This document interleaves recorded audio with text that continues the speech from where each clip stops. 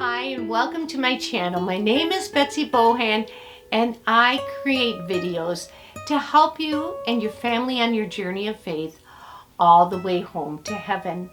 Today I'm going to be talking about the announcement that changed all of creation with specifics for us as humans and 4 important facts about that. So I hope you join me, stay with me all the way to the end because I wouldn't want you to miss a thing. And so now, here we go.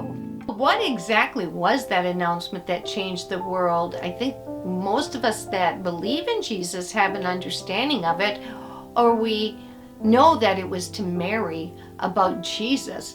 But let's actually read it from the Gospel of Luke, from verse 30 to 33. And then I want to talk about 4 important facts about that announcement. So the angel told her, "Do not be afraid, Mary, for you have found favor with God. Behold, you will conceive and give birth to a son, and you are to give him the name Jesus. He will be great, and he will be called the Son of the Most High. The Lord God will give him the throne of his father David, and he will reign over the house of Jacob forever. His kingdom will never end."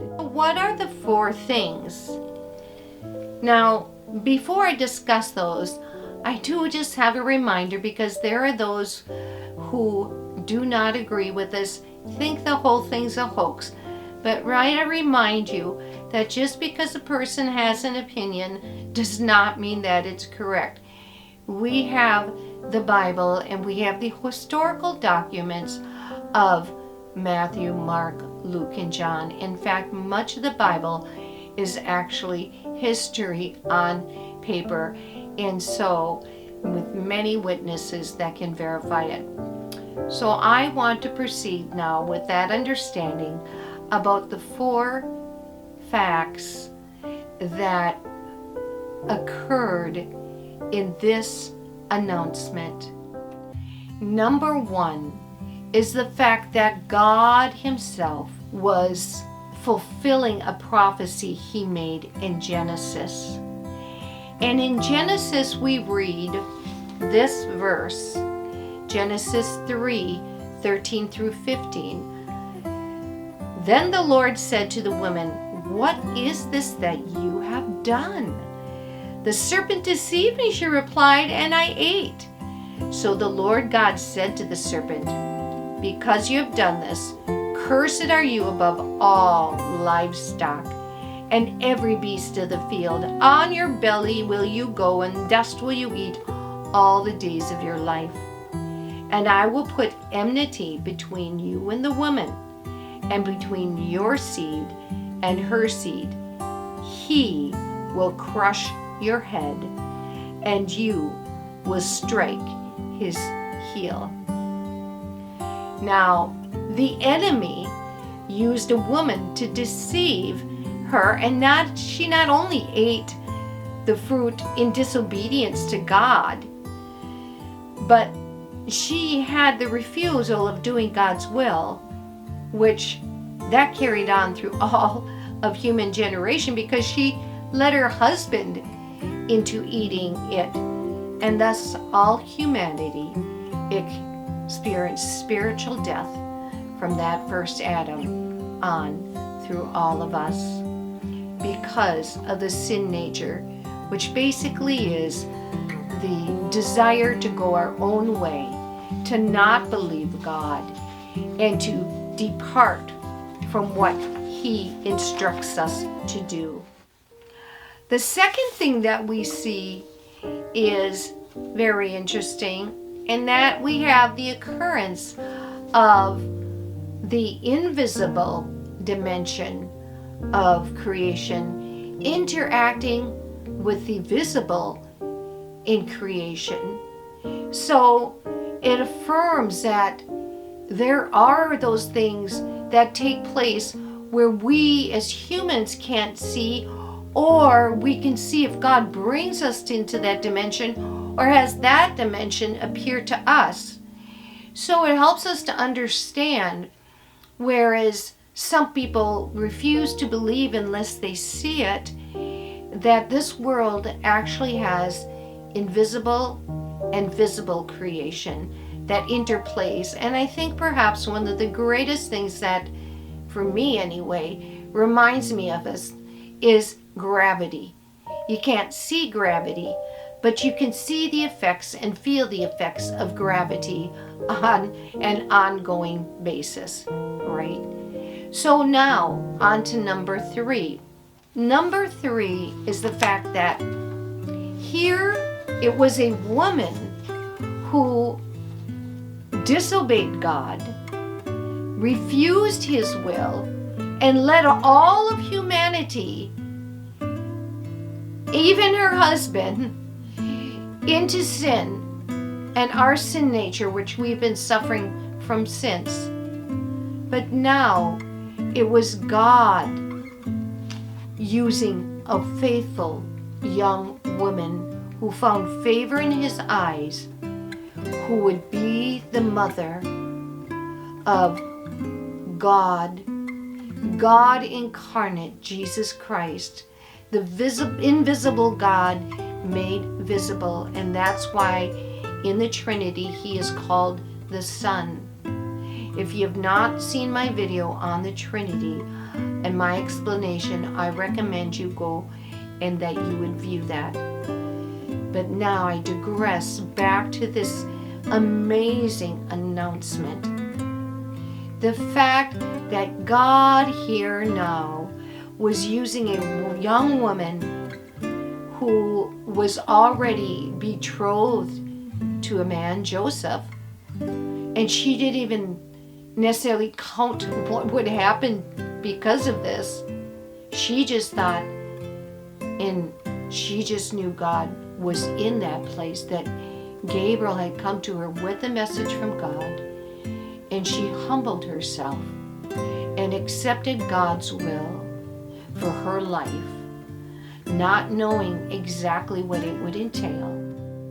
And that this was also bringing to fruition the prophecy that God himself spoke in Genesis 3, when he said, he, Jesus Christ, will bruise the head of Satan, but Satan would bruise his heel. That Jesus is the head and he is over, Satan is beneath. That Jesus would crush the enemy, crush death, and redeem mankind, redeem all of those who accept this gift of salvation, who believe in their heart that Jesus Christ was sent of God and that he paid for sin, and that with our mouth we would confess. This is so vital to understanding how the enemy uses things for evil, and yet how God can redeem and come back and use that which was meant for evil, turn it for good.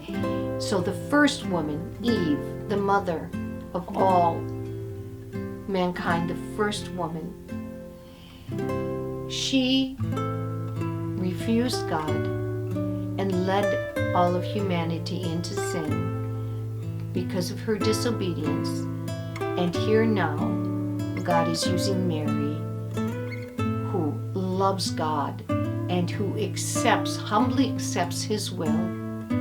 Even though she doesn't understand it or get it, she accepts what he speaks to her through this angel, which in and of itself is so interesting, because Eve saw God face to face. They walked in the garden with him, and yet she still was deceived by the enemy when he said, did God really say that? Which is a problem clear through to today when we say, did God really say that? And we fall into sin, right?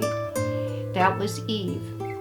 And Mary humbled herself and accepted the will of the Father even though she did not see him, but he sent Gabriel to her, an angel.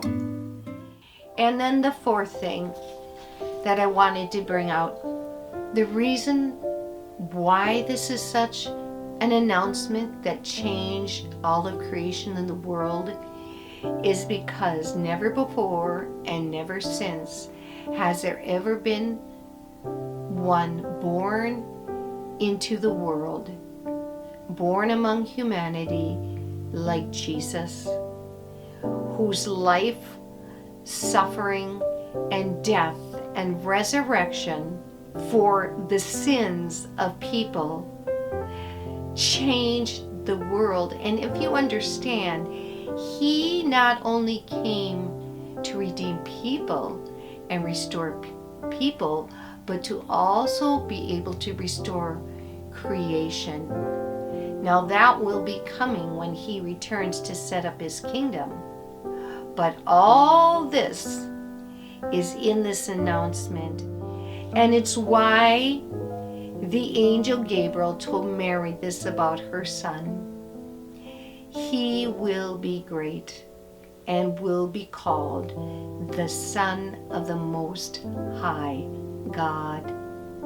The Lord God will give him the throne of his father David, and he will reign over the house of Jacob forever. His kingdom will never end. Wow, that's amazing. One thing I do want to say is when he says he will sit in his father's throne David, that was a prophecy for the Messiah.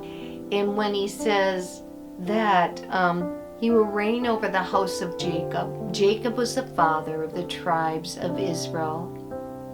But now in the New Testament, that the thing he came to do was to not only save Israel, but to save all of mankind. I pray that you have a blessed Christmas. And please don't forget to watch my shorts. On Saturday, a short about Christmas, and then on Sunday, the verse and the prayer. But I will have a video next Friday. So until then, be blessed. And again, Merry Christmas. And may you find the best gift of all, Jesus.